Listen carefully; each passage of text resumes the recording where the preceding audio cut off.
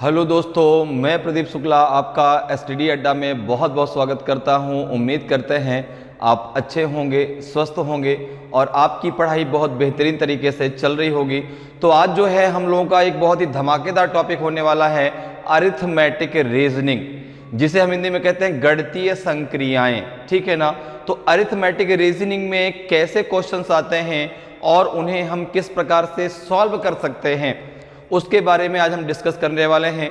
तो arithmetic reasoning में आपके मैथ से रिलेटेड क्वेश्चन आते हैं। ठीक है ना। मैथ से रिलेटेड क्वेश्चन आते हैं जिनको हम जो है उनके कॉन्सेप्ट के आधार पे आसानी से सॉल्व कर सकते हैं।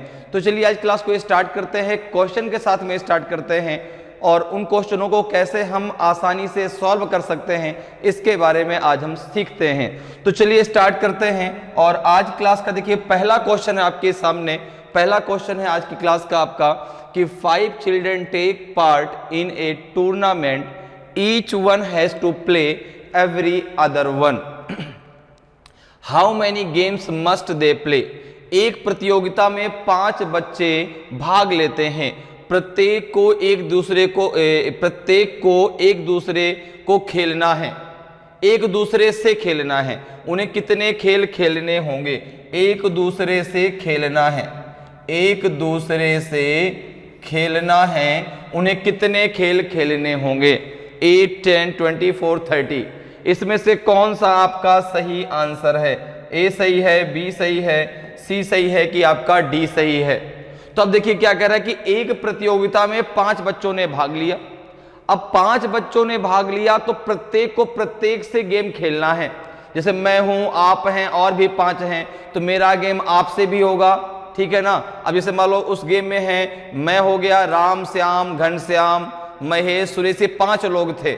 अब मेरा गेम आपका रमेश से भी होगा, मेरा गेम महेश से भी होगा, मेरा गेम सुरेश से भी होगा और मेरा गेम जो है किससे होगा? घनश्याम से भी होगा। तो अब जैसे मैं अपने आप से तो नहीं खेलूंगा, मैं अपने आप से नहीं खेलूंगा, लेकिन बाकी चारों से तो मुझे खेलना है ना, बाकी चारों से मुझे खेलना है। तो अब अगर यहां पे बात करूं तो अगर यहां पे देखा जाए तो 5 बच्चे भाग लेते, तो इसको आप कैसे करेंगे? देखो डायरेक्ट मैं आपको वो तरीका बताता हूं इसको करने का, डायरेक्ट तरीका सीखिए। आपको क्या करना है, कभी भी अगर ऐसा क्वेश्चन एग्जाम में आपके आ जाता है, यहां पर आता है कि जैसे एक क्वेश्चन ऐसे भी इसमें आता है कि एक मीटिंग थी, उसमें 10 लोगों ने भाग लिया, प्रत्येक ने प्रत्येक से एक बार हाथ मिलाया। ठीक है ना। एक दूसरे ने भाई एक दूसरे से प्रत्येक से प्रत्येक ने हाथ मिलाया। मतलब अगर मैं हूं, मैं भी उस मीटिंग में हूं, तो मैं भी 10 लोगों से हाथ मिलाऊंगा। इसी प्रकार से सेकंड वाला भी 10 लोगों से हाथ मिलाएगा। तो उस मीटिंग में कितनी बार हाथ मिलाए गए, ये सेम इसी कॉन्सेप्ट पे आता है। देखो कैसे, जो संख्या दी गई है उसका क्या कर दो आप? स्क्वायर कर दो। जैसे यहां पे 5 बच्चे खेल रहे हैं, तो 5 का आप क्या कर दीजिए? स्क्वायर कर दीजिए। तो 5 का स्क्वायर कितना हो जाएगा आपका? 25 हो जाएगा। 5 का स्क्वायर कितना हो जाएगा? 25 हो जाएगा। अब देखो, आप अपने आप से नहीं खेलेंगे। जैसे मैं हूं, मैं क्या अपने आप से खेलूंगा? क्या नहीं। तो मैं अपने आप से गेम तो खेलूंगा नहीं। तो यहां पे क्या होगा? उस 25 से 5 को माइनस कर दीजिए। 5 हमने क्यों माइनस किया? क्योंकि मैं अपने आप से गेम नहीं खेलूंगा।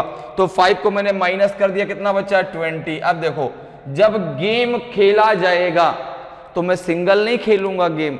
उस एक गेम में कितने लोग होंगे? 2 लोग होंगे, एक मैं और एक मेरा प्रतिद्वंदी। ठीक है ना। 2 लोग होंगे, तो 2 से डिवाइड कर दीजिए। 2 से डिवाइड कर दीजिए, कितने गेम खेलने होंगे? उन्हें कितने खेल खेलने होंगे? उन्हें 10 खेल खेलने होंगे। कितने खेल खेलने होंगे? उनको 10 खेल खेलने होंगे। ऑप्शन बी आपका सही आंसर हो जाएगा। ऑप्शन बी आपका सही आंसर हो जाएगा। या फिर इसको जो है आप फार्मूले से लगा सकते हैं। फार्मूला क्या होता है? तो फार्मूला देखो होता है आपका n into n minus 1 divided by 2। क्या होता है formula? n into n minus 1 divided by 2। देखो अगर मैं फार्मूले की बात करता हूं तो यहाँ पे n की वैल्यू कितनी है? 5। 5 को मैं यहाँ पे रख देता हूं 5, तो 5 माइनस 1 डिवाइडेड बाई हो जाएगा आपका 2। ये कितना हो जाएगा आपका? ये हो जाएगा आपका 25 माइनस 5 अपॉन हो जाएगा 2, तो ये हो जाएगा आपका 20/2। ये आंसर आ जाएगा आपका 10। आप फार्मूले से भी लगा सकते हैं, ये फार्मूला होता है जो हम यहाँ पे यूज करते हैं, ठीक है ना, इस प्रकार के क्वेश्चंस के लिए ये फार्मूला है आपका। और ये डायरेक्ट तरीका है, देखो मैंने भी आपको डायरेक्ट तरीका बताया कि संख्या का जो भी संख्या आपको दी जाए उसका आप स्क्वायर कर दें, स्क्वायर करने के बाद जिस संख्या का आपने स्क्वायर किया है उसमें से उस संख्या को घटा दे स्क्वायर में से, ठीक है ना, और जो बचेगा उसमें 2 का भाग दे दे, तो भी आपका आंसर आ जाएगा। अब जैसे सपोज करो एक क्वेश्चन आता कि एक मीटिंग में 10 लोगों ने भाग लिया, प्रत्येक ने प्रत्येक से केवल एक बार हाथ मिलाया, तो बताइए मीटिंग में कितनी बार हाथ मिलाए गए। तो आप क्या करते, 10 का स्क्वायर करते। अब देखो 10 का स्क्वायर कितना होता है 100, ठीक है ना, 10 का स्क्वायर 100 और 100 में आप माइनस का 10 कर दीजिए। क्यों माइनस का 10 करेंगे, क्योंकि वो व्यक्ति अपने आप से हाथ नहीं मिलाएगा ना, तो 100 माइनस 10 कितना आता है 90, और 90 को 2 से डिवाइड करेंगे। क्यों, अब देखो जब भाई अगर हाथ मिलाने की बात है तो हम और आप अगर हाथ मिला रहे हैं तो एक हाथ आपका बढ़ा एक हाथ मेरा बढ़ा, तब तो 2 हाथ मिलके एक हाथ बना, तो उसको 2 से क्या कर दीजिए डिवाइड कर दीजिए, तो 90 डिवाइडेड बाई 2 45 आपका आंसर आ जाता है। यहां पर भी देखिए जब एक गेम खेला जाएगा तो उसके एक गेम में केवल मैं नहीं खेलूंगा अपने आप से, मेरा प्रतिद्वंदी भी होगा, तो 2 लोगों को मिलके एक गेम बनेगा, तो कितने गेम खेलने होंगे 10 गेम खेलने होंगे, ठीक है ना, तो ऑप्शन बी आपका सही आंसर हो जाएगा। ठीक, चलिए आगे बढ़ते हैं, अगले क्वेश्चन पे आते हैं। अगले क्वेश्चन का आंसर बताइए। In a certain office 1/3 of the workers are women, 1/2 of the women are married, and 1/3 of the married women have children. If 3/4 of the men are married and 2/3 of the married men have children, what part of the workers are without children? एक निश्चित कार्यालय में श्रमिकों में से 1/3 महिलाएं हैं, महिलाओं में से 1/2 विवाहित हैं, और विवाहित महिलाओं में से 1/3 के बच्चे हैं। यदि पुरुषों में से 3/4 विवाहित हैं और विवाहित पुरुषों में से 2/3 के बच्चे हैं, तो श्रमिकों का कितना भाग बच्चों के बिना है? 5/18, 4/9, 11/18 एंड 17/36। अब देखिए अर्थमेटिक रीजनिंग में जो भी क्वेश्चन आते हैं वो मैथ से रिलेटेड आते हैं और सारे मिक्स क्वेश्चन आते हैं, ठीक है ना। क्वेश्चन जो है आपके जो है एक प्रकार से हम कह सकते हैं नंबर सिस्टम का एक पार्ट होता है ये, ठीक है। नंबर सिस्टम जिस प्रकार से आप मैथ में नंबर सिस्टम पढ़ते हैं और नंबर सिस्टम में आपको इसी प्रकार से क्वेश्चन पढ़ाए जाते हैं, तो यहां पर भी आपके सारे मिक्स क्वेश्चन आते हैं, ठीक है ना, जिनको हम कोई लॉजिक लगा के या जो कॉन्सेप्ट पे है उसके आधार पे उसको हम सॉल्व कर सकते हैं। जैसे यहां पे देखिए अब कह रहा है कि श्रमिकों में से 1/3 महिलाएं हैं, ठीक है ना, 1/3 of the workers are women.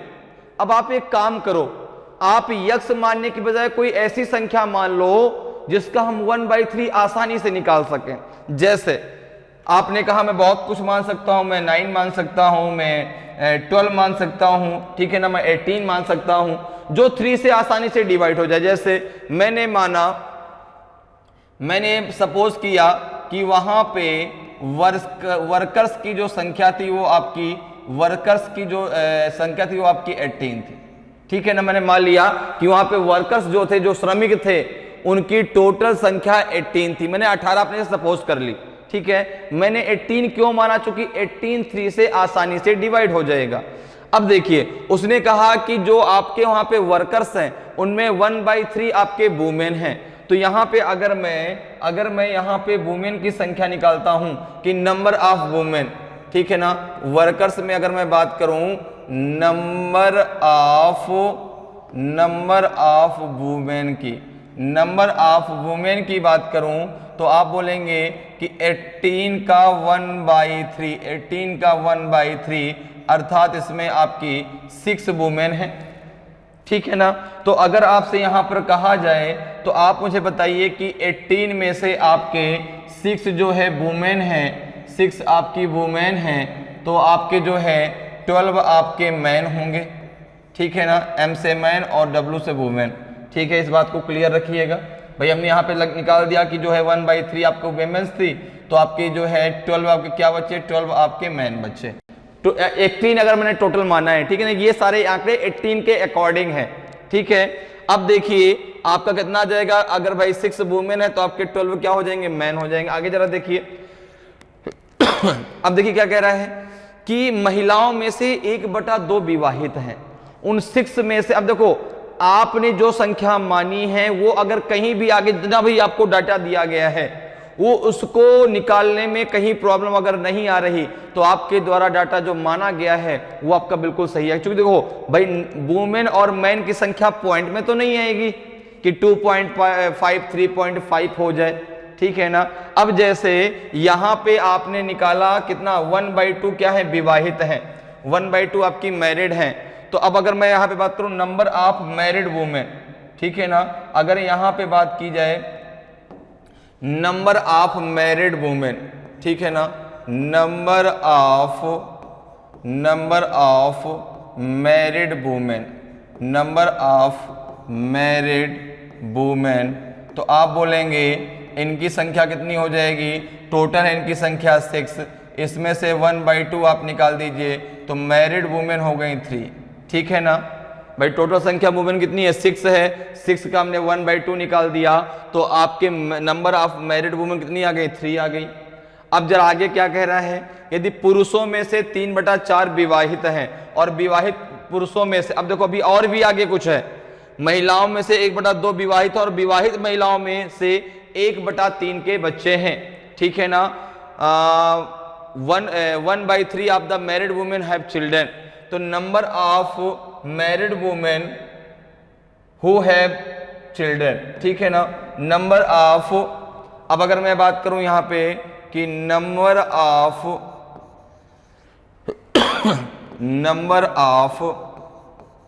Married women, number of married women who have children, married women have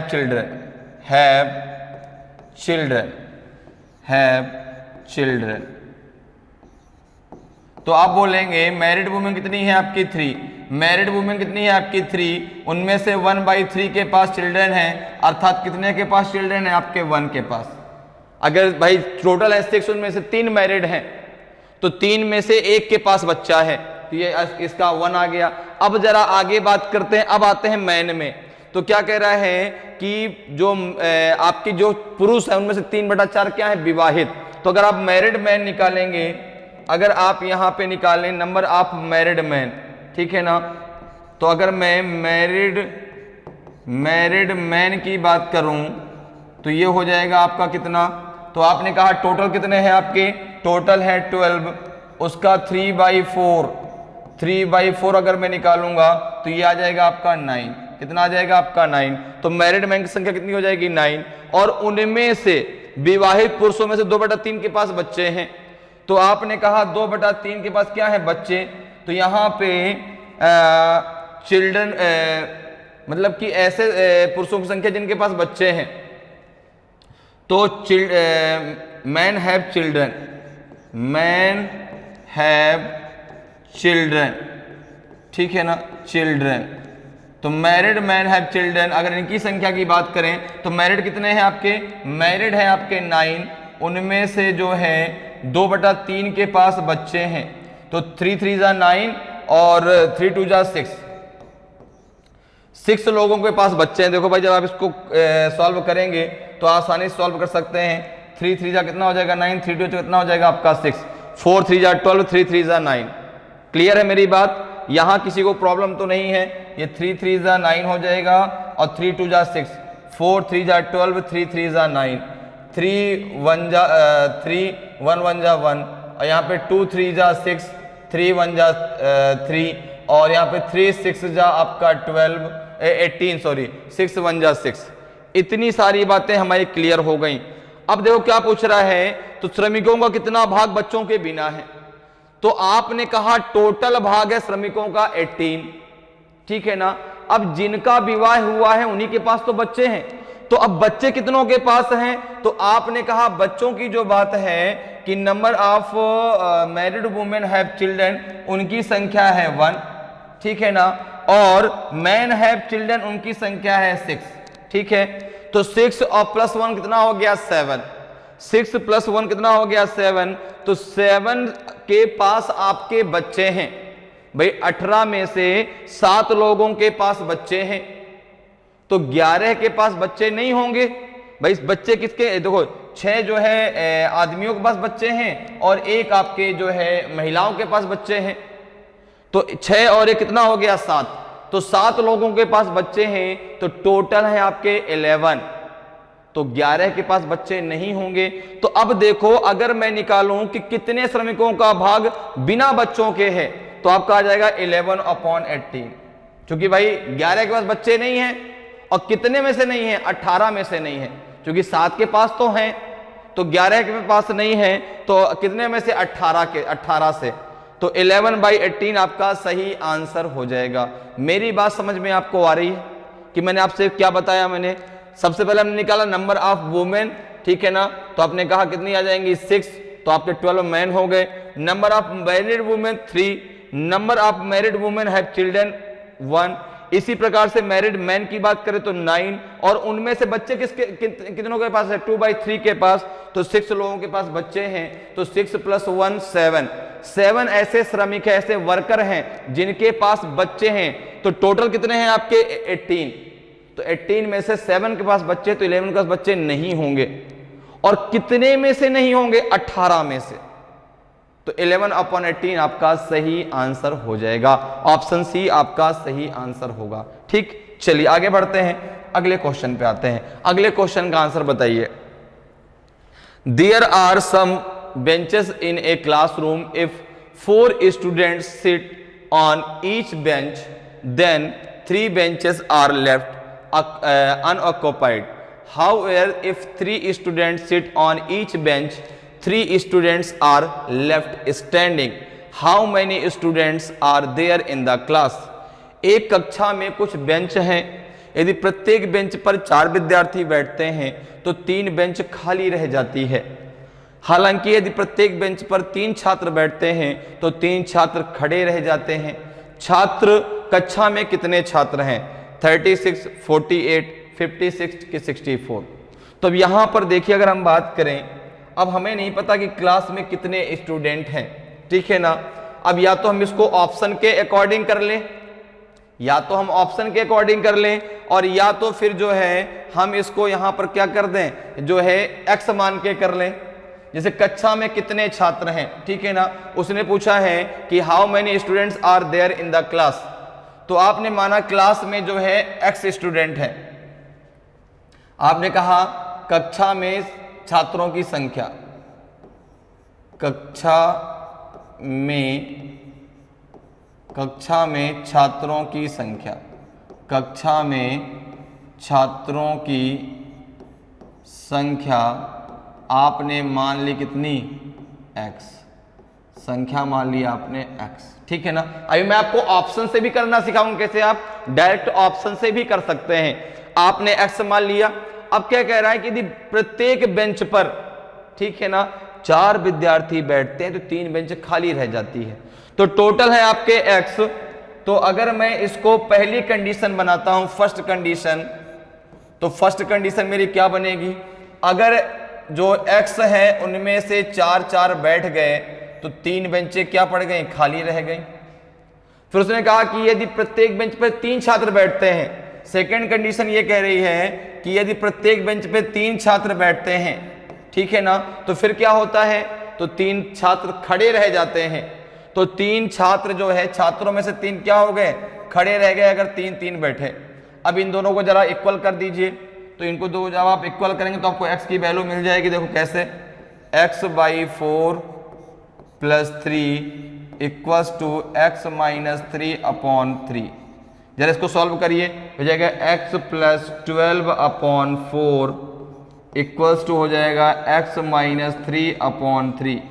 अब देखो 3 का मल्टीप्लाई इधर कर दो, 4 का इधर कर दो, तो हो जाएगा आपका 3 into x plus 12 equals to 4 into x minus 3। ये कितना हो जाएगा आपका 3x प्लस 36 इक्वल्स टू हो जाएगा 4x माइनस 12। अब x को एक तरफ कर लो और जो बिना x की वैल्यू उसको एक तरफ कर दीजिए। तो जब 3 उधर जाएगा तो हो जाएगा 4x माइनस 3x। जब 12 इधर आ जाएगा तो ये हो जाएगा प्लस का 12, ठीक है ना। तो हो जाएगा x इक्वल टू 48।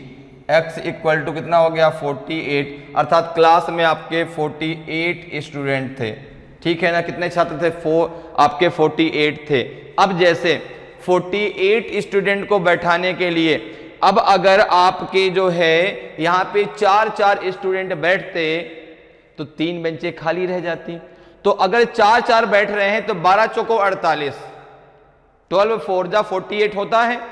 12 बेंचों पे छात्र बैठ गए अर्थात 3 बेंचें खाली पड़ गई। टोटल बेंचों की संख्या कितनी हो गई? 15। टोटल बेंचों की संख्या कितनी थी वहां पे? 15। अब अगर 4 आपके बैठ गए एक बेंच में तो 12 4 जा आपका हो जाएगा 48, अर्थात 3 बेंचें खाली रह गई। और अगर 3 बैठते हैं तो 3 खड़े रह जाते हैं। तो आपने कहा अगर 3 आपके बैठेंगे तो 15 3 जा कितना हो जाएगा? 45। 15 3 जा 45, 45 तो बैठ गए, 3 अभी बच गए ना।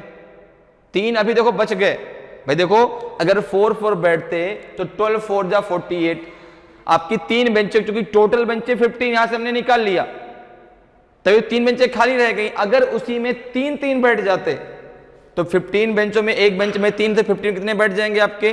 तो 15 3 जा 45, तो 3 अभी स्टूडेंट खड़े रह गए। तो यहां पे क्या आ जाएगा आपका? 48 बिल्कुल सही आंसर है। आप ये चेक भी कर सकते हैं कि 48 आपका सही है, ठीक है ना। ऑप्शन भी अगर आप 48 मानते तो आप डायरेक्ट यहां से चेक कर सकते थे। 48 अगर आप लेते भाई, 4 अगर विद्यार्थी बैठते तो 3 बेंचें खाली रह जाती हैं। तो आपने कहा 12 4 जा 48, टोटल बेंचें थी 15, ठीक है ना। तो अगर 12 बेंचों में 4 बैठे तो पूरे के पूरे स्टूडेंट बैठ गए, 3 बेंचें खाली रह गई। अगर 3 बैठते तो 45 बैठ पाते, 3 अभी खड़े रह जाते। तो आंसर आपका 48 बिल्कुल सही आंसर होगा। ऑप्शन बी आपका सही आंसर होगा। चलिए आगे बढ़ते हैं, अगले क्वेश्चन पे आते हैं। अगले क्वेश्चन का आंसर बताइए भाई, अगले क्वेश्चन का आंसर बताइए भाई क्या होगा, ठीक है ना। In an examination a student scores 4 marks for every correct answer and loses 1 mark for every wrong answer. If he attempts in all 60 questions and secures 130 marks, the number of questions he attempts correctly is. एक परीक्षा में एक छात्र प्रत्येक सही उत्तर के लिए 4 अंक प्राप्त करता है और प्रत्येक गलत उत्तर के लिए 1 अंक खो देता है। यदि वह सभी 60 प्रश्नों का प्रयास करता है और 130 अंक प्राप्त करता है तो उसके द्वारा सही ढंग से किए गए प्रश्नों की संख्या क्या है? उसके द्वारा सही किए गए प्रश्नों की संख्या क्या है? सही ढंग से तो उसने किए ही है। सही किए गए प्रश्नों की संख्या क्या है? 35, 38, 40, 42। जल्दी से मुझे आंसर दीजिए भाई। ए बी सी डी में आपका कौन सा सही होगा? ए सही होगा, बी सही होगा, सी सही होगा कि आपका डी सही होगा? तो बताइए जल्दी से कि भाई ए बी सी डी में कौन सा आपका सही होगा। तो देखिए क्या कह रहा है कि एक परीक्षा में एक छात्र प्रत्येक सही उत्तर के लिए 4 अंक प्राप्त करता है। तो देखिए आप बताइए कि वहां पर टोटल क्वेश्चंस की संख्या कितनी है? तो आपने कहा टोटल क्वेश्चंस की संख्या है 60। उसको जो टोटल क्वेश्चन सॉल्व करने हैं वो उसने सॉल्व किए हैं 60, ठीक है ना। If he attempts in all 60 questions, ठीक है। तो अब एक चीज बताइए कि अगर 60 क्वेश्चन उसने सॉल्व किए और सही सारे के सारे सही होते तो कितने नंबर मिलते? उसको 240, क्योंकि भाई एक क्वेश्चन अटेम्प्ट करने पे उसको 4 मार्क्स मिलते हैं। तो अगर उसने 60 के 60 सही किए होते तो उसको कितने मिल जाते मार्क्स? टोटल मार्क्स मिल जाते उसको 240 मार्क्स। लेकिन उसको मिले कितने? 130। उसको मिले कितने? 130। तो आपने कहा मिलने चाहिए तो 240, लेकिन 240 में से उसको मिले कितने? 130। कितने का उसको कितने क्वेश्चन को उसको नुकसान हो गया, मतलब कितने क्वेश्चन उसने गलत कर दिए। तो आपने कहा कि अगर मार्क्स की बात करें तो 0 और 4 में से 3 गए तो 1, 2 में से 1 गए तो 1। 110 मार्क्स उसके क्या हो गए, जो है कट गए। ठीक है ना, ये 110 मार्क्स क्या हो गए, उसके कट गए। क्योंकि भाई टोटल मार्क्स मिलने चाहिए उनको 240, क्योंकि एक क्वेश्चन का 4 मार्क तो 60 क्वेश्चन का 240 मार्क। ठीक है ना, लेकिन उसको मिले 130, तो 110 क्वेश्चन 2 नंबर का उसको क्या हो गया, नुकसान हो गया, उसके 110 नंबर चले गए। अब देखो एक चीज जरा और क्लियर करिए, जब उसका एक क्वेश्चन गलत होता है, जब उसका एक क्वेश्चन गलत होता है उसको 5 मार्क्स का नुकसान होता है। कैसे भाई, 4 मार्क्स तो ये चले गए और 1 मार्क्स उसने क्या कर दिए, जो उसका जो है गलत हो गया, रॉन्ग आंसर पे उसका 1 मार्क और चला गया। ठीक है ना, तो टोटल मार्क्स जो उसने लॉस किए, टोटल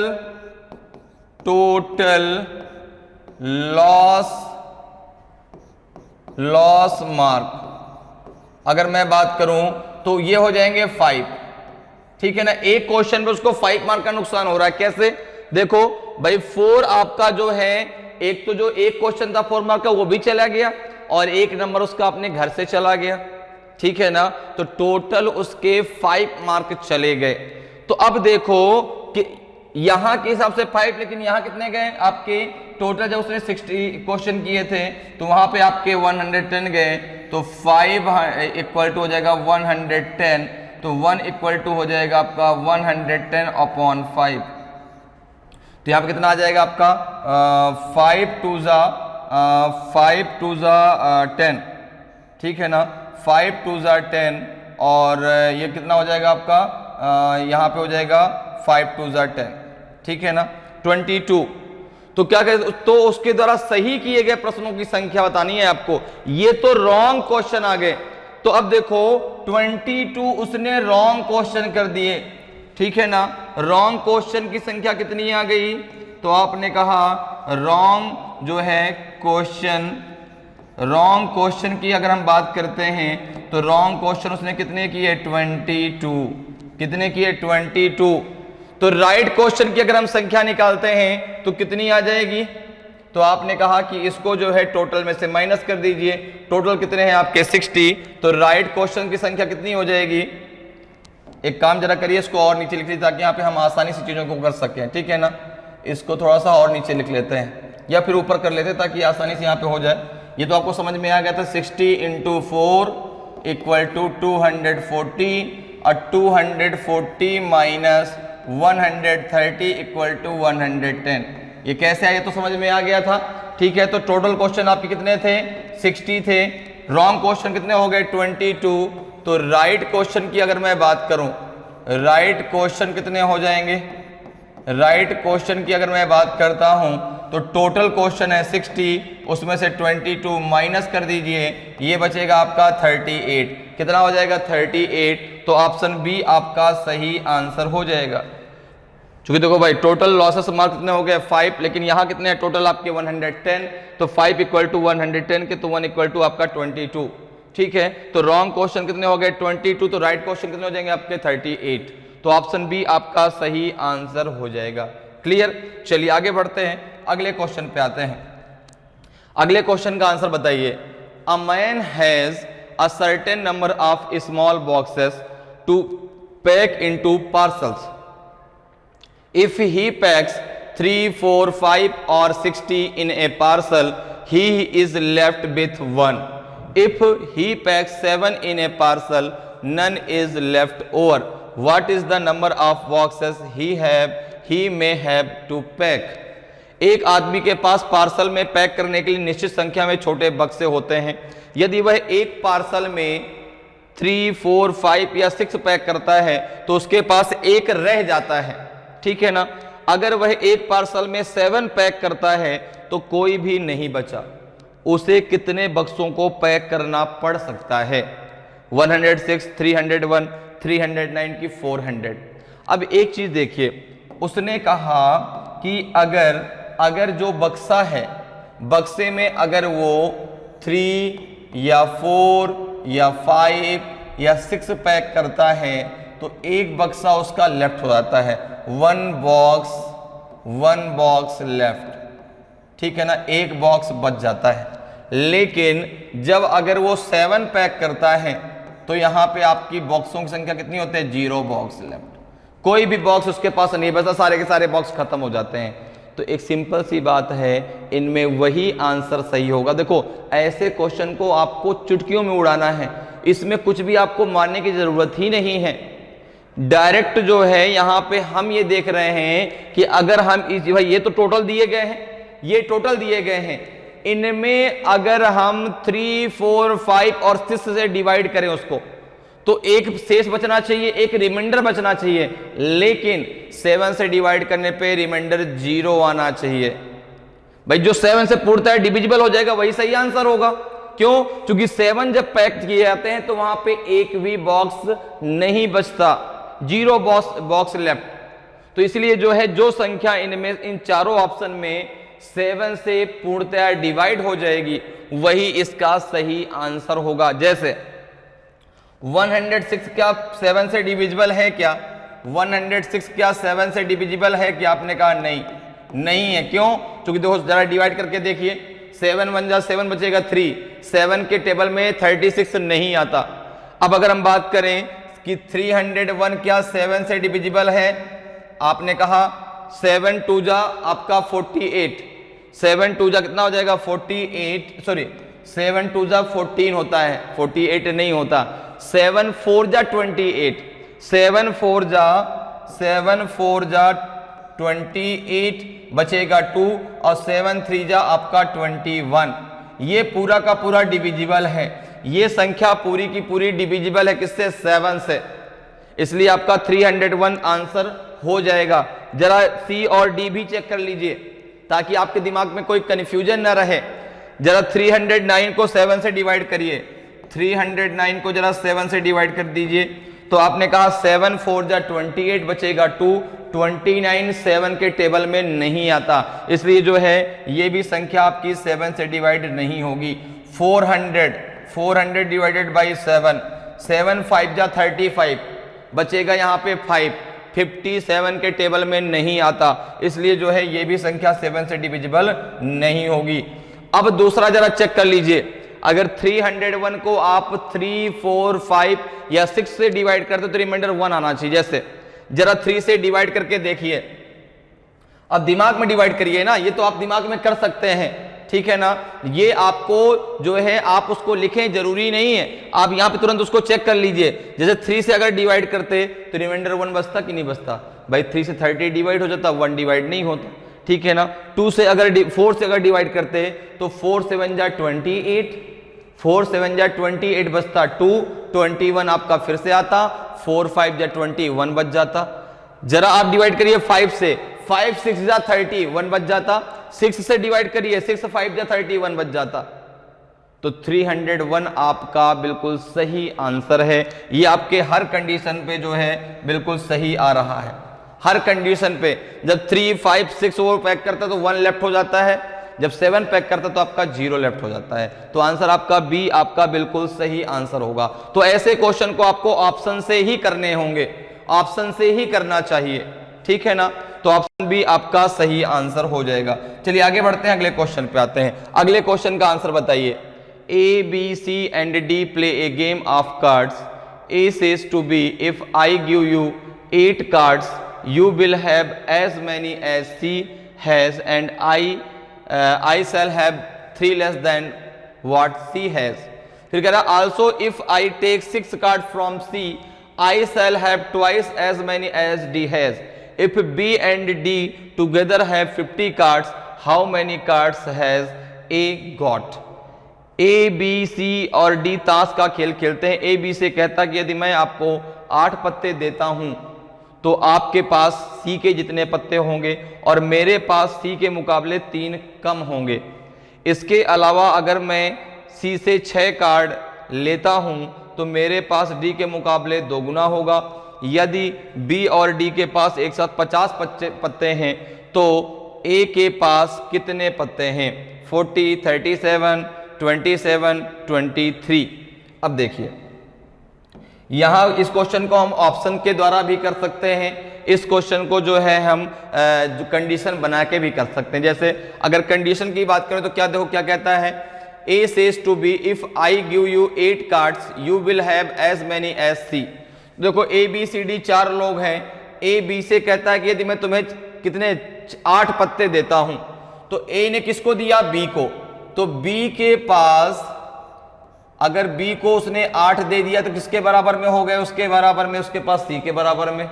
अगर A जो है B को 8 पत्ते दे देता है तो जो B के पास पत्तों की संख्या वो C के बराबर हो जाएगी। लेकिन उसने कहा कि और मेरे पास C के मुकाबले 3 पत्ते होंगे। देखो मेरे पास C के मुकाबले 3 पत्ते होंगे कब, आपको 8 देने के बाद, आपको 8 देने के बाद मेरे पास C के मुकाबले 3 पत्ते कम होंगे। ठीक है, अगर C के उसमें 3 घटा दूं और एक अपने उसमें 8 घटा दे तो दोनों की संख्या क्या होनी चाहिए, बराबर होनी चाहिए। अब भाई अगर संख्या पत्तों की संख्या पता होती तो मैं आसानी से कर देता, ठीक है ना। अब मुझे पता तो है ही नहीं है ना, मुझे पता नहीं है कि यहां पर A के पास कितने पत्ते हैं। हाँ मैं ऑप्शन से मान सकता हूं, ठीक है ना। जैसे सपोज करो अगर मैं 40 मानता तो A के पास अगर 40 होते, A के पास अगर 40 होते तो 8 वो दे देता, कितने बचते आपके, 32 बचते, ठीक है ना। C के मुकाबले 3 पत्ते कम, उसके पास कितने हैं आपके, 35 हैं। C के पास कितने हैं, 35 हैं। मेरी बात ध्यान सुनिए, देखो अगर मैं ऑप्शन को उठाता, यहां पे अगर मैं 40 रखता, A के पास 40, मैंने मान लिया ऑप्शन को, तो आपने कहा A के पास 40 तो B के पास कितने, B के पास कितने, तो आपने कहा जो B के पास होंगे वो तो तब C के बराबर होंगे जब 8 पत्ते A जो है B को दे देगा। और इस कंडीशन में अगर A के पास 40 है तो C के पास कितने होंगे, A के पास अगर 40 है तो C के पास कितने होंगे आपके, 35 होंगे। कब देखो जरा ध्यान से मेरी बात समझना, अगर मैं मान के चलता कि A = 40, मैंने मान लिया, ठीक है, मैं आपको ऑप्शन के द्वारा भी इस चीज को समझाता जा रहा हूं, कंडीशन बना के अभी मैं आपको बताऊंगा। अगर मैं A = 40 मान लेता तो इसको 8 देने के बाद कितने बचते, 32 A के पास, ठीक है ना। C के मुकाबले 3 कम हो, C के पास कितने हो जाते इस कंडीशन में, 35 हो जाते। अच्छा B के पास पहले कितने थे, पहले 27 थे, और जब इसको इसने 8 दिए तो ये 35 हो गए। देखो 35 बराबर हो गया। तो ऑप्शन के द्वारा भी आप कर सकते हैं, ठीक है ना। अब देखो फिर क्या वो कह रहा है कि तो और अगर मैं C से 6 कार्ड ले लेता, अगर मैं C से 6 कार्ड ले लेता तो मेरे पास D के मुकाबले 2 गुना होगा, ठीक है ना। यदि B और D के पास एक साथ 50 पत्ते हैं तो आपने कहा कि C की जो संख्या वो 35 है, ठीक है ना। अगर उसने कहा, कौन, A कह रहा है, अभी A कह रहा है कि अगर मैं C से 6 कार्ड ले लेता, तो देखिए अगर वो कह रहा है कि अगर मैं जो है C से 6 कार्ड ले लेता तो मेरे पास D के मुकाबले 2 गुना हो जाते। तो देखो अगर ये शुरुआत की बात है, अगर शुरुआत में आपने A के 40 माना है तो D के पास आपके 23 होंगे। क्यों होंगे, क्योंकि जब वो C से जो है 6 कार्ड ले लेगा तो A के पास कितने हो जाएंगे, 40 + 6 46, और ये हो जाएगा आपका D का 2 गुना। तो D का कितना हो गया आपका 23 का 2 गुना कितना हो गया 46। लास्ट में कह रहा है B और D के साथ पास एक साथ 50 पत्ते हैं, तो B और D की दोनों संख्या अगर जोड़े तो आपका 50 हो रहा है। देखो 27 23 कितना हो रहा है 50, तो 40 आपका बिल्कुल सही कंडीशन पे जा रहा है, 40 आपका बिल्कुल सही कंडीशन पे जा रहा है। तो इस प्रकार से आप ऑप्शन के थ्रू कर सकते हैं। अब जैसे भाई पहला ही ऑप्शन हमने उठाया और हमारी सारी कंडीशन फुलफिल हो गई, तो बाकी किसी को हमें चेक करने की जरूरत ही नहीं है। अगर किसी एक कंडीशन में ये ऑप्शन हमारा जो है नहीं बैठता तो फिर हम चेक करते हैं इसको, ठीक है ना, अगर अदर ऑप्शन को चेक करते हैं। अब यहां पे जरा देखिए, अब इसको हम कंडीशन बना के कैसे करेंगे, तो मैंने आपको ऑप्शन से समझा दिया कि अगर A का 40 होता तो C के पास 35 होते, B के पास 27 होते और D के पास 23 होते। ये पूरा का पूरा एक हमारा ग्राफ हो गया। अब कंडीशन कैसे बना के करेंगे, अब जरा आगे पढ़िए, आगे क्या कह रहा है। तो ए ने कहा कि अगर मैं बी को 8 पत्ते दे देता तो उसके पास सी के बराबर हो जाते और मेरे पास जो है उससे 3 क्या हो जाते, कम हो जाते। आगे क्या कह रहा है, इसके अलावा अगर मैं सी से 6 कार्ड ले लेता हूं तो मेरे पास डी के मुकाबले, अगर मैं ए से सी से 6 कार्ड ले लेता हूं तो डी के मुकाबले दोगुना, अर्थात अगर मुझे डी के कार्ड को ए प्लस 6 के बराबर करना है तो डी में 2 का मल्टीप्लाई करना पड़ेगा, डी में 2 का मल्टीप्लाई करना पड़ेगा, तब तो डी के कार्ड जो है ए के बराबर हो पाएंगे। अब जरा आगे देखते हैं, आगे क्या कह रहा है। तो ए के पास कितने पत्ते हैं, ये आपने जो है ये कंडीशन बना ली जो इसमें दिया गया है। अब हमें ए के पास पत्तों की संख्या निकालनी है। तो यहां पे जरा देखिए, अगर मैं यहां पे डी की वैल्यू निकालूं, अगर मैं यहां से डी की वैल्यू निकालता हूं सॉरी, तो डी बराबर क्या हो जाएगा। तो आपने कहा कि यहां पर जो है ए माइनस आपका क्या है, 8 है सॉरी। तो अब देखिए आगे क्या कह रहा है कि यदि बी और डी के पास एक साथ 50 पत्ते हैं, ठीक है, तो यहां तक हमने कंडीशन बना ली। आगे जरा बना लीजिए, B plus D equal to दिया है 50। ये कंडीशन आपने सारी क्लियर कर ली जो इसमें आपके क्वेश्चन में दी गई है। अब आपको निकालना है कि ए के पास कितने पत्ते हैं। तो आप एक काम करिए, यहां से डी की वैल्यू निकाल लीजिए और यहां पे डी की वैल्यू जरा रखिए। देखिए यहां से ए और बी का मान क्या आता है। अगर मैं यहां से डी की वैल्यू निकालता हूं तो क्या आ जाएगा, तो आपने कहा डी इक्वल्स टू आ जाएगा आपका ए प्लस 6, ठीक है ना। या फिर एक काम करते हैं, यहां से डी की वैल्यू निकाल लेते हैं, ठीक है ना, डिवाइडेड बाई 2 आएगा। यहां से भी निकाल सकते हैं, यहां से भी निकाल सकते हैं। यहां डी इक्वल टू आ जाएगा 50 माइनस बी आएगा। अगर मैं इस डी की वैल्यू को यहां पे रखता हूं तो क्या हो जाएगा आपका a plus 6 equals to 2 into B 50 minus B, क्या आ जाएगा यहां से आ जाएगा आपका 50 माइनस बी, ठीक है, समझ में आ रहा है। ये हो जाएगा a प्लस 6 इक्वल्स टू हो जाएगा 100 माइनस 2b, क्लियर। अगर मैं b को एक तरफ ले आऊं तो क्या हो जाएगा, ये आपका a और b इधर आएगा तो प्लस का 2b हो जाएगा, इक्वल्स टू हो जाएगा 100 माइनस का 6, तो a plus 2b equal to हो जाएगा आपका 94। ये क्लियर हो गया। अब जरा आगे देखिए, जरा अगर हम यहां से a और b की बात करता हूं तो यहां पे जरा देखिए, ये इक्वेशन नंबर आप फर्स्ट मान लीजिए, इसको आपने फर्स्ट मान लिया, ठीक। जरा सेकंड की बात कर लीजिए। अगर मैं सेकंड की बात करूं यहां पे, तो यहां पे दिया है b plus 8 equal to c। अगर मैं यहां से c की वैल्यू निकाल लेता हूं तो c की वैल्यू कितनी आएगी, जरा देखिए, a माइनस 8, 3 को इधर ले आओ तो प्लस का 3 इक्वल्स टू c हो जाएगा। तो ये क्या बनेगा आपका, ये बन जाएगा आपका a माइनस 5 इक्वल्स टू सी। क्या बनेगा, a माइनस 5 इक्वल्स टू सी, क्योंकि जब ये 8 से 3 माइनस हो जाएगा, क्योंकि 8 जो है बड़ी संख्या है उसके साथ माइनस लगा हुआ है, ठीक है। तो ये आपका ये इक्वेशन, अब इसको आप यहां पे रख दीजिए सी की जगह, तो ये क्या बनेगा जरा रख के देखिए, ये यहां पर क्या बनेगा, तो जरा यहां पे रख दीजिए आप, हो जाएगा b प्लस 8, सी की जगह आपने ये वैल्यू रख दो, कौन सी, ये a माइनस क्या हो जाएगा 5, ये आपने यहां से उठा के यहां रख दिया। अभी अगर a और b की मैं बात करूं तो a को अगर मैं b को अगर उधर ले जाता हूं, 5 को इधर लाता हूं तो क्या बनेगा, ये a minus B equal to 8 plus 5। तो ये आपका बन जाएगा, ये आपका बन जाएगा यहां पे a plus a minus B equal to आपका बन जाएगा 13। ये आपका इक्वेशन नंबर सेकंड बन गया। ये दो इक्वेशन बन गए, एक फर्स्ट और एक सेकंड। अब इन दोनों को आप सॉल्व कर लीजिए, इन दोनों को जरा सॉल्व करिए, यहां से a की वैल्यू आपको मिल जाएगी। अब देखिए यहां पे दिया गया है a minus B equal to 13 और यहां दिया गया है a plus 2b equal to दिया गया है आपका 94। कितना दिया गया आपका 94 दिया गया है। अब देखो इसमें आप क्या करोगे, जो है 2 की यहाँ पे 2b है तो b को बराबर कर दो, तो ऊपर आप पूरे के पूरे जो है उसमें 2 का मल्टीप्लाई कर दीजिए। ये हो जाएगा आपका 2a minus 2b equals to 26।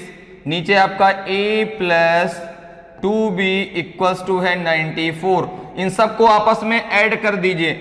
इन सबको जब आपस में आप ऐड करेंगे तो ये 2b से 2b कैंसिल हो जाएगा, ये हो जाएगा आपका 3a इक्वल्स टू आ जाएगा कितना आपका 6 4 10, 9 2 11, 1 12, तो a इक्वल्स टू कितना आ जाएगा आपका 120/3। तो ये आपका आ जाएगा a इक्वल्स टू 40। कितना आ जाएगा a इक्वल्स टू 40, अर्थात a के पास कितने कार्ड हैं, 40 कार्ड हैं। ऑप्शन ए आपका सही आंसर हो जाएगा। ऑप्शन ए आपका सही आंसर होगा। तो इस प्रकार से भी आप निकाल सकते हैं कंडीशन को बना करके, और मैंने आपको डायरेक्ट ऑप्शन से भी निकालना सिखाया है कि कैसे आप डायरेक्ट ऑप्शन से भी निकाल सकते हैं। अगर ए को मानेंगे कि ए के पास 40 तो सी के पास 35, बी के पास 27 और डी के पास 23। ठीक है ना। तो इस प्रकार से आप वहां पर ऑप्शन को लेकर भी सॉल्व कर सकते हैं और इस प्रकार से कंडीशन को बना के भी कर सकते हैं। क्लियर है। चलिए आगे बढ़ते हैं, अगले क्वेश्चन पे आते हैं। अगले क्वेश्चन का आंसर बताइए भाई। A tailor had a number of shirt pieces to cut from a roll of fabric. He cut each roll of equal length into 10 pieces. He cut at the rate of 45 cuts a minute. How many roll would be cut in 24 minutes? एक दर्जी के पास कपड़े के एक role से काटने के लिए कई शर्ट के टुकड़े थे। उसने बराबर लंबाई के प्रत्येक रोल को 10 टुकड़ों में काट दिया। उन्होंने 45 कट प्रति मिनट की दर से कटौती की। 24 मिनट में कितने रोल काटे जाएंगे? बहुत आसान है। 32 रोल्स काटे जाएंगे, 54, 108 की 120। आपने कहा कि उसने यहां पर दिया कि 45 कट प्रति मिनट है। 45 वो कट जो है प्रति मिनट लगाता है। तो यहां पर देखिए, अगर मैं बात करूं, अच्छा अगर उसको जो है 10 टुकड़े काटना है, ठीक है ना, अगर उसको 10 पीसेस काटना है तो नंबर ऑफ कट की संख्या कितनी होगी? 9। अगर उसको 10 पीसेस काटना है तो नंबर ऑफ कट की संख्या कितनी होगी? 9। क्यों? क्योंकि जैसे वो 9वां कट लगाएगा 10 पीसेस तो अपने आप आ जाएंगे ना भाई।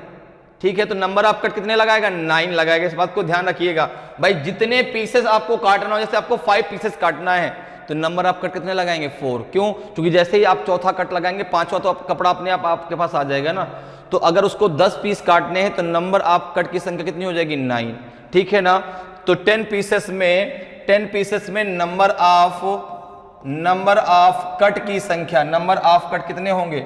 नंबर ऑफ कट की अगर हम बात करें, नंबर ऑफ कट, तो ये कितने हो जाएंगे? 9। अब देखिए क्या कह रहा है, 45 कट्स अ मिनट। ठीक है, तो 24 मिनट में कितने काटेगा? तो आपने कहा कि जो है 45 इंटू 24, क्योंकि 1 मिनट में 45 तो 24 मिनट में कितने होंगे? अच्छा, वह जो है उसको 9 जो है कट लगाने हैं, क्योंकि 10 पीसेस के लिए 9 कट ही तो लगेंगे। जरा इसको सॉल्व कर लीजिए, इसको सॉल्व कर लीजिए। तो यहां पे जो है आपको रोल्स की संख्या मिल जाएगी। ठीक है ना। यहां पे आपको क्या मिल जाएगी कि यहां पे आपको कितने रोल काटे जाएंगे।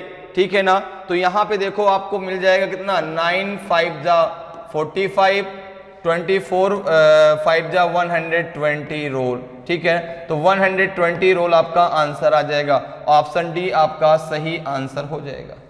मेरी बात समझ में आई? मैंने क्या कहा भाई? देखो, अगर 10 पीसेस काटना है तो नंबर ऑफ कट कितने होंगे? 9।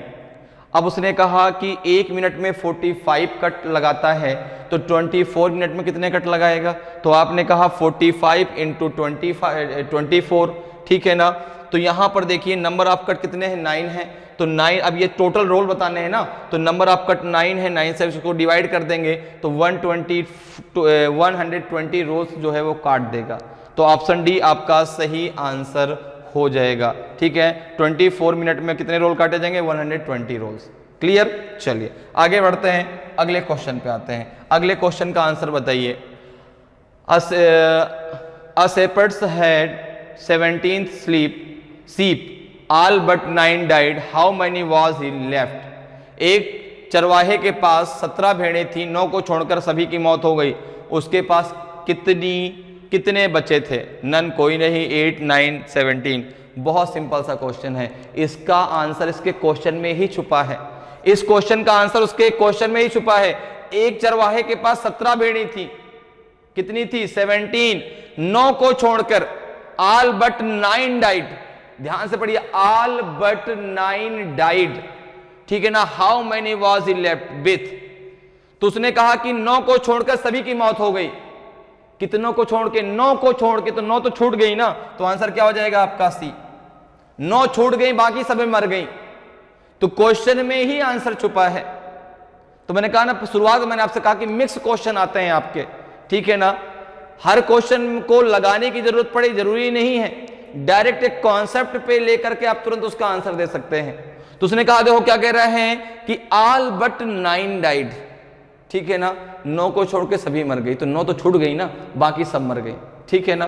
तो बाकी सभी मर गई, तो 9 तो छूट गई, कितनी बच गई उसके पास? 9 बच गई, बाकी सभी 8 भेड़ें मर गई, 9 बच गई, तो आंसर आपका 9 होगा। 8 बिल्कुल भी आंसर मत लगा दीजिएगा, नहीं तो गलत आंसर हो जाएगा, ठीक है ना। तो 9 आपका सही आंसर होगा। चलिए आगे बढ़ते हैं, अगले क्वेश्चन पे आते हैं। A bird shooter was asked how many birds he had in the bag, he replied that there were all sparrows but 6, all pigeons but 6, and all ducks but 6. How many birds he had in the bag in all? एक पक्षी shooter से पूछा गया उसके bag में कितने पक्षी हैं। उसने उत्तर दिया कि 6 को छोड़कर सभी गौरैया हैं, 6 को छोड़कर सभी कबूतर हैं, और 6 को छोड़कर सभी बतखें हैं। उसके थैले में कुल कितने पक्षी थे? 9, 18, 27 की 36। तो अब इस क्वेश्चन को आप जो है ऑप्शन से ही लगाएंगे। इस क्वेश्चन को आप अगर ऐसा क्वेश्चन एग्जाम में आता है तो ऑप्शन से ही लगाइए। जैसे क्या कह रहा है, उसने उत्तर दिया कि 6 को छोड़कर सभी गौरैया हैं, 6 को छोड़कर सभी गौरैया हैं, 6 को छोड़कर सभी कबूतर हैं, और 6 को छोड़कर सभी बतखे हैं। तो टोटल कितने हैं? तो अब देखो, अगर 9 है, अगर टोटल 9 है, अगर टोटल 9 आपने मान लिया, सपोज करो हमने पहला ऑप्शन मान लिया, ठीक है ना। अगर हमने पहला ऑप्शन मान लिया तो 6 को छोड़कर सभी क्या है? गौरैया। तो 6 अगर छूट गई, 6 अगर छूट गए इसमें, तो 3 क्या बची? आपकी गौरैया, ठीक है ना। 3 क्या बची? आपकी गौरैया, ठीक है ना। 3 आपकी क्या बची? स्पैरो बची, 3 आपकी स्पैरो, ठीक है ना। 3 है आपकी स्पैरो। इसके बाद अगर बात करें, 6 छूट गए, फिर से देखो 9 में से 6 छूट गए, तो 3 क्या बची? आपकी जो है 3 बची आपकी पिजन, 3 बची आपकी पिजन। और अगर 6 फिर से छूट गई तो 3 क्या बची? आपकी जो है डक्स, डक्स। 3 क्या बची? आपकी डक्स। आप 3 भी तो लिखिए भाई, हाँ इधर लिखा तो है डक्स, ठीक है ना। तो देखो 3 3 6 3 9, 9 के बराबर हो गया। टोटल कितनी थी उसके पास? 9। 6 छूट गई, 3 स्पैरो बची, 6 छूट गए, 3 पिजन बची, 6 छूट गए, 3 डक बची। टोटल संख्या कितनी हो गई आपकी? 9। अब जरा सेकंड चेक करिए, क्या 18 हो सकता है? क्या 18 हो सकता है? क्या जरा बी को चेक करें, क्या 18 हो सकता है? आपने कहा 6 छूट गई, 12 बची, क्या आपकी जो है स्पैरो, ऐसे स्पैरो हो जाएगा। 6 छूट गई, 12 बची, क्या आपकी पिजन। 6 छूट गई, 12 क्या बची? आपकी जो है ये बची आपकी डक। कितना हो गया? 12 3 जा 36, 12 3 जा 36। क्या इसके बराबर हो रहा है? क्या नहीं हो रहा? 27 ले लीजिए। 27 अगर हम लेते हैं, 27 अगर हम लेते हैं तो 6 छूटने पे कितना बचेगा आपका जो है 21 स्पैरो से 6 छूटने पे 21 आपका जो है पिजन। अब 21 ही 42 हो गया, तो ये भी तो नहीं हो सकता, ना तो ये हो सकता ना तो ये हो सकता। 6 छूटने पे 30 आपके जो है स्पैरो, 30 डक, 30 30 60, तो यही हो गया। और जबकि आपका 9 लेने पे देखो 3 3 जो छूट रहा है टोटल कितना हो रहा है आपका? 9। तो ऑप्शन जो आपका ए है बिल्कुल सही आंसर हो जाएगा। उसके पास टोटल 9 पक्षी थे, ठीक है ना। उसके पास टोटल 9 पक्षी थे। उसने एक आपको पजल सुना दी, एक पजल के आधार पर उसने पूरा क्वेश्चन बता दिया। तो आंसर क्या आ जाएगा आपका? 9, ठीक है ना। अब बताइए इसमें क्या कोई कॉन्सेप्ट कुछ मानने की जरूरत है? क्या कुछ मानने की जरूरत नहीं है। तो ऐसे क्वेश्चन आपको ऑप्शन के थ्रू ही सॉल्व करने होते हैं, ठीक है ना। चलिए आगे बढ़ते हैं, अगले क्वेश्चन पे आते हैं। अगले क्वेश्चन का आंसर बताइए। What is the smallest number of ducks that could swim in this formation? 2 ducks in front of a duck, 2 ducks behind a duck and a duck between 2 ducks. इस गठन में तैरने वाली बतखों की सबसे छोटी संख्या क्या है? एक बतख के सामने 2 बतख, एक बतख के पीछे 2 बतख और 2 बतख के बीच 1 बतख। 3 5 7 9। ये भी एक पजल है, बहुत सिंपल सा क्वेश्चन है। हर एग्जाम में, कई एग्जाम में क्वेश्चन पूछा जा चुका है, बहुत बार पूछा जा चुका है। सिंपल सा आंसर होता है। तो जल्दी से मुझे बताइए क्या होगा इसका आंसर। 3 होगा, 5 होगा, 7 होगा, 9 होगा। हम लोग इसको जो है एक दूसरे से पूछते भी हैं कभी, एक बतख के आगे 2 बतख, एक बतख के पीछे 2 बतख, 2 बतखों के बीच में एक बतख, बताइए कितनी बतख। तो आप कहेंगे इसका जो आंसर होगा 3।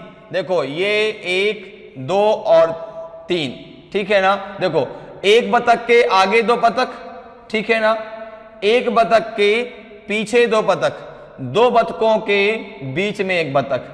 तो आंसर क्या हो जाएगा आपका 3। 5 मत दे दीजिएगा, आंसर गलत हो जाएगा, ठीक है ना। आंसर क्या हो जाएगा 3 हो जाएगा।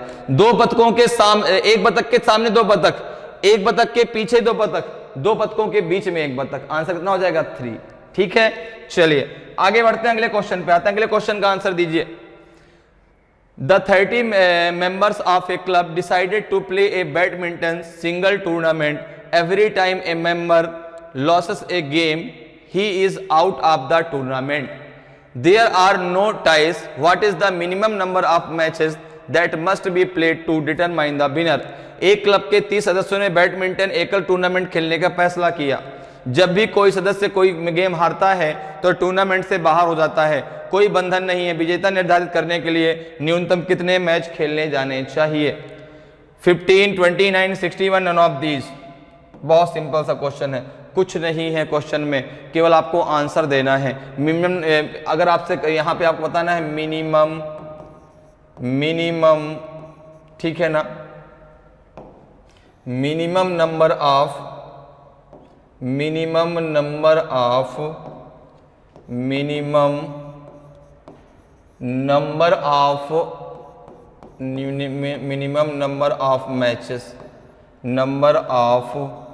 मैचेस that must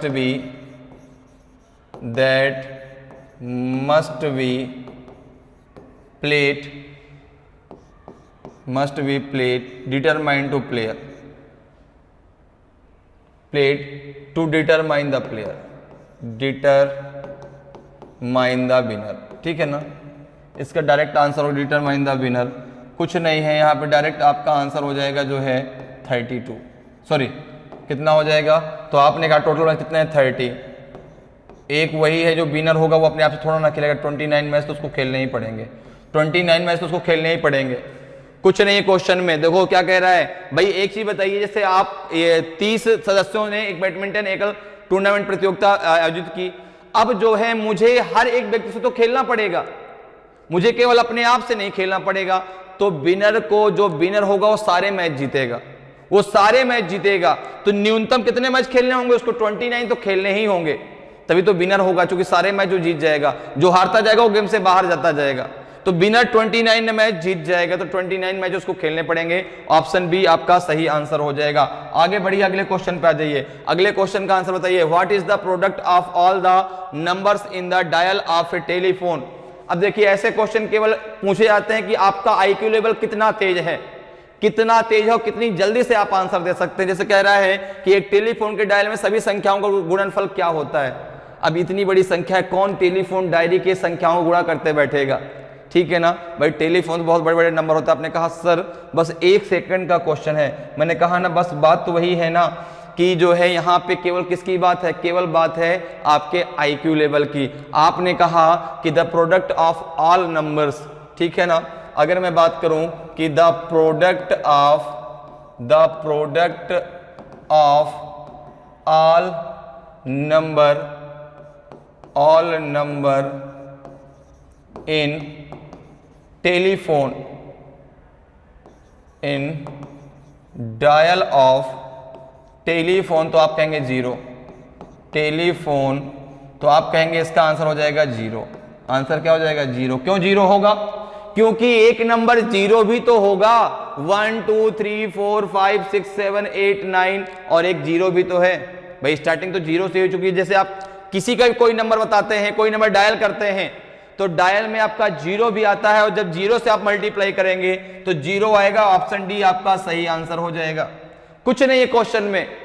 अब जैसे किसी ने सोचा यार इतने बड़े कैसे हम क्वेश्चन को करेंगे, तो क्वेश्चन को क्या कर देगा, छोड़ देगा, सर ये तुमसे बनेगा ही नहीं। जबकि आप देख रहे हैं कि इसका आंसर जीरो आएगा और वो भी थोड़ा एक सेकंड में आ जाएगा, कुछ नहीं करना।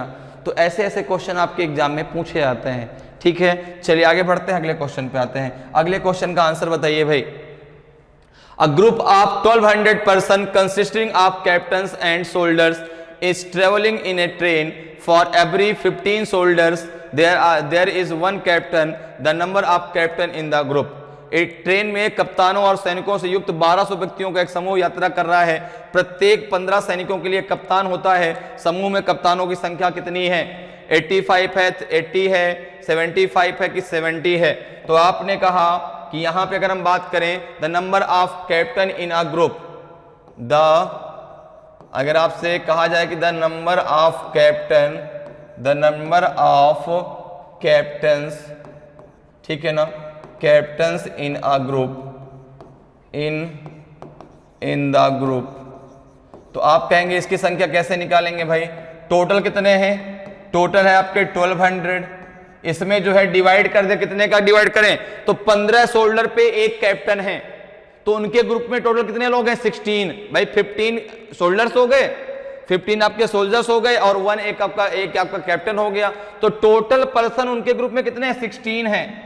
टोटल पर्सन उनके ग्रुप में 16 हैं। 16 से इसको डिवाइड कर दीजिए, 16 7 जा कितना हो जाएगा आपका 112, और यहां बचेगा आपका कितना 8 बचेगा, 16 5 जा 80, 75 आपका सही आंसर होगा। 75 आपका सही आंसर होगा। समूह में कप्तानों की संख्या कितनी है आपकी? 75 है, ठीक है ना।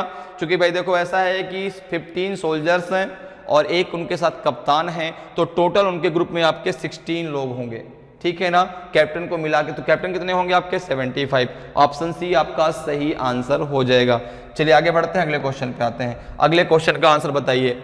Aruna cut A cake into 2 halves and cut 1 half into smaller pieces of equal size. Each of the small pieces is 20 gram in weight. If she has 7 pieces of the cake in all with her, how heavy was the original cake? Aruna ने cake को 2 भागों में काटा और एक आधे को समान आकार के छोटे टुकड़ों में काट दिया।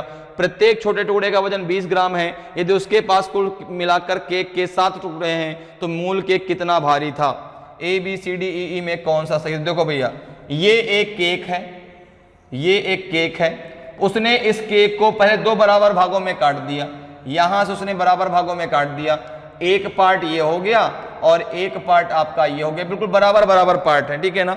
एक पार्ट ये है, एक पार्ट ये है, ठीक। अब देखो क्या किया उसने, उसने जो है दूसरे पार्ट को ले लिया, इस पार्ट को उसने ले लिया। अब देखो उसके पास जो टोटल पीसेस हैं, ठीक है ना, टोटल जो है each of the small pieces is 20 grams in weight. If C है 7 पीसेस, ठीक है ना, तो उसके पास टोटल पीसेस कितने हैं? उसके पास टोटल पीसेस कितने हैं? तो आपने कहा कि उसके पास टोटल जो पीसेस हैं वो आपके 7 हैं। अच्छा, 7 में से एक पीस तो उसका बड़ा वाला है और उसने 6 स्मॉल पीसेस काटे हैं। प्रत्येक छोटे टुकड़े का वजन 20 ग्राम है, तो उसके पास कुल मिला के केक के 7 टुकड़े हैं। तो ये 7 में से एक पीस तो उसके पास ये वाला जो बड़ा वाला है, तो 6 इसके पास स्मॉल पीसेस कितने होंगे? स्मॉल पीसेस कितने होंगे? तो आपने कहा स्मॉल पीसेस उसके पास 6 होंगे। एक पीस का वजन कितना है? 20 ग्राम। एक पीस का वजन 20 ग्राम, तो 6 का कितना हो जाएगा? 120। अब देखो इस वाले का वजन 120, तो इसका भी तो आपका 120 होगा। क्यों? क्योंकि शुरुआत उसने 2 बराबर भागों में काटा था। तो ये जो आपने एक पीस लेके उसके 6 टुकड़े किए थे, उसमें से एक टुकड़ा 20 ग्राम का था, तो टोटल यह जो आपका आधा था कितना था? 120 ग्राम का। तो 120 ये, तो 120 ये भी तो था, तो कितना हो गया टोटल आपका? 240। तो ये हो जाएगा, अगर दोनों पार्ट की बात करें तो 120 प्लस 120 ये हो जाएगा। ओरिजिनल केक कितने का था आपका? 240 ग्राम का। ओरिजिनल केक आपका 240 ग्राम का था, तो आंसर आपका सी बिल्कुल सही आंसर हो जाएगा, 240 ग्राम्स। क्लियर है? तो इस प्रकार से आप अरिथमेटिक रीजनिंग के क्वेश्चंस को बहुत आसानी से सॉल्व कर सकते हैं, ठीक है ना।